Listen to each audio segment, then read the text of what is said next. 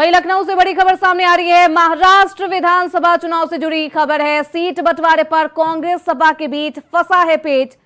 महाराष्ट्र में अखिलेश कांग्रेस पर दबाव नहीं बना पाए, इसलिए यूपी में कांग्रेस नहीं लड़ेगी चुनाव। यूपी में बाहर से ही समाजवादी पार्टी का समर्थन करेगी कांग्रेस। महाराष्ट्र में अखिलेश की डिमांड को कंट्रोल करेगी कांग्रेस। तो जिस तरीके से हरियाणा विधानसभा चुनाव में समाजवादी पार्टी ने कांग्रेस का मात्र समर्थन दिया था, उसी तरीके से उपचुनाव में समर्थन के मूड में कांग्रेस नजर आ रही है। और वहीं महाराष्ट्र विधानसभा चुनाव से यह खबर सामने आई। सीट बंटवारे पर कांग्रेस और समाजवादी के बीच पेच फंसा हुआ नजर आ रहा है। महाराष्ट्र में अखिलेश यादव लगातार कांग्रेस पर सीट शेयरिंग को लेकर दबाव बनाते हुए नजर आ रहे हैं। ऐसे में कांग्रेस भी चुनावी दांव चलती हुई नजर आ रही है। तो महाराष्ट्र में अखिलेश कांग्रेस पर दबाव नहीं बना पाए, इसके लिए यूपी की सभी सीटों को छोड़ना चाहते हैं कांग्रेस समाजवादी पार्टी। तो इस खबर पर ज्यादा जानकारी के साथ हमारे सहयोगी रमन मिश्रा हमारे साथ जुड़ चुके हैं। सीधे रुख करते हैं उनकी तरफ। रमन, क्या कुछ जानकारी है, क्योंकि महाराष्ट्र चुनाव को लेकर भी हलचल तेज है।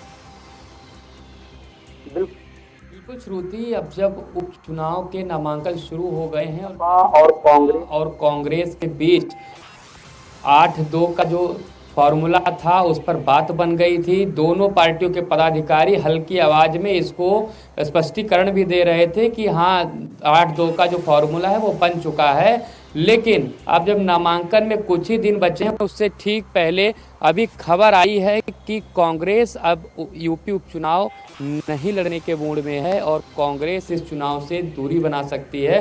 हालांकि कांग्रेस, जो सूत्रों के हवाले से खबर है कि कांग्रेस जो सीटें उसे 2 खैर और गाजियाबाद सीट मिल रही थी उस पर भी चुनाव नहीं लड़ेगी और समाजवादी पार्टी ही उस पर चुनाव लड़ेगी। हालांकि कांग्रेस 9 सीटों पर समाजवादी पार्टी का समर्थन करेगी और प्रचार करेगी।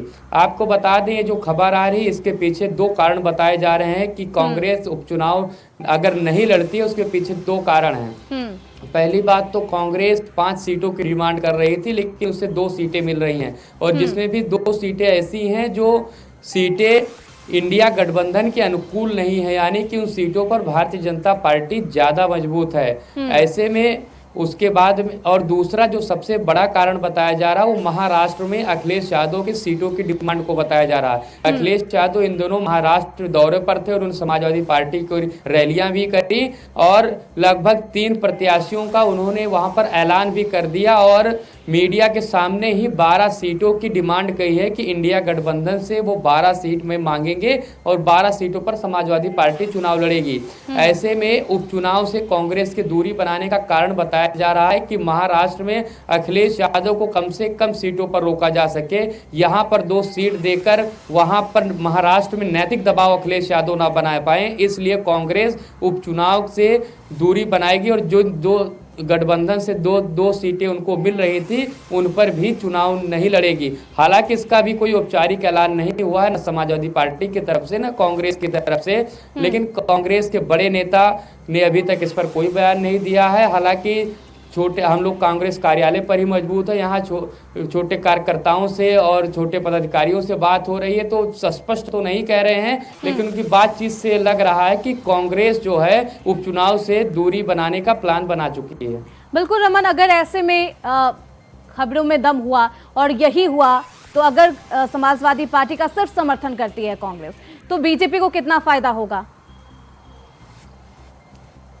भारतीय जनता पार्टी को इससे क्या फायदा होगा, क्योंकि जिस तरीके से हरियाणा में समाजवादी पार्टी को सीटें नहीं मिली थी तो अखिलेश यादव माना जा रहा है, जिस तरीके से नतीजे के बाद में ये माहौल बना कि अखिलेश यादव अगर अहिरवाल बेल्ट में अगर प्रचार करते, उनको अगर सीटें दी जाती तो कुछ सीटें कांग्रेस के फेवर में बढ़ सकती थी।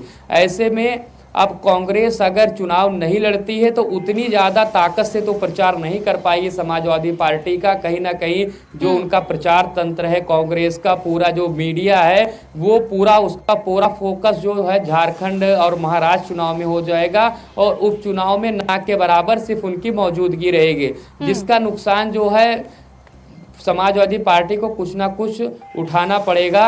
हालांकि अभी तक ऐसा कुछ लग नहीं रहा है। औपचारिक ऐलान के बाद में ही जो रणनीति होगी वो दोनों पार्टियां अपनी अपनी बनाएंगी। लेकिन अगर दोनों पार्टियां अगर मजबूती से नहीं लड़ती हैं तो उसका सीधा फायदा भारतीय जनता पार्टी को होने वाला है। बिल्कुल रमन, ऐसे में महाराष्ट्र चुनाव को लेकर भी उम्मीदवारों के नामों का ऐलान कर दिया है समाजवादी पार्टी ने। कितनी सीटों की मांग कर रही है कांग्रेस से समाजवादी पार्टी, और कितनी सीट देने के मूड में कांग्रेस?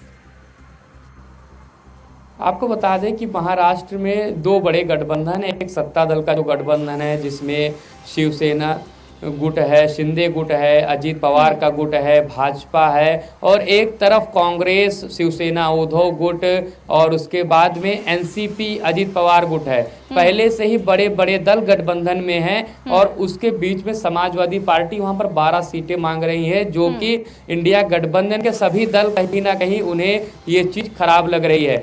लेकिन जो ज्यादातर 12 सीटें अखिलेश यादव मांग रहे हैं, अगर कांग्रेस का यहाँ उत्तर प्रदेश में गठबंधन है समाजवादी पार्टी से, ऐसे में जो अगर इंडिया गठबंधन 8 से 10 या 12 सीटें जो भी देती है, तो ज्यादातर जो चाहे एनसीपी गुट हो और चाहे उद्धव का गुट हो, वो ज्यादा दबाव कांग्रेस पे बनाएगा कि कांग्रेस के हिस्से की सीटें अखिलेश यादव को और समाजवादी पार्टी को दी जाएं। और इसी दबाव को कम करने के लिए कि अखिलेश यादव नैतिक दबाव ना बना पाए, इसीलिए यहाँ से उपचुनाव से कांग्रेस दूरी बनाने के प्लान में है। आपको बता दें कि रैली के दौरान समाजवादी पार्टी ने 1-2 प्रत्याशियों के नाम का ऐलान किया है, क्योंकि वहां पर पहले से ऐसे में महाराष्ट्र चुनाव में समाजवादी पार्टी दबाव न बना सके, कांग्रेस उपचुनाव से अपने कदम पीछे खींचती हुई नजर आ रही है। बहुत शुक्रिया रमन आपका इन तमाम जानकारियों के लिए।